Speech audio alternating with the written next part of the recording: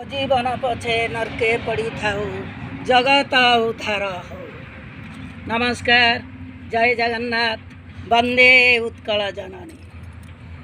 आजिर पर्याय अनुभव आ अनुभूतिर कथा जहाँ वास्तव आ सत्य।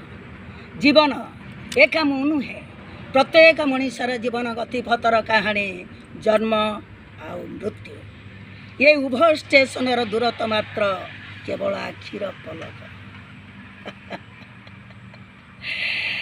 केतेबेले कोठी पंचभूतरे लीन हो जाए केवल ताहा केवल समय हाथर कथा।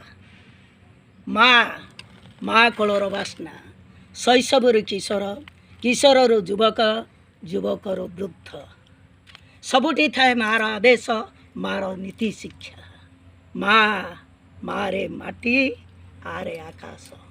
माँ बापा, बारे वायु, पारे पानी।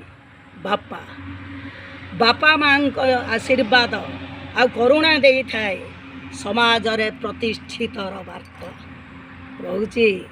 पुणी आगामी पर्याय आगामी अध्याय देखा रोची। नमस्कार, जय जगन्नाथ। मु रंजिता महांती यूट्यूब चैनल को स्वागत करिवे, लाइक करिवे, शेयर करिवे, सब्सक्राइब करिवे।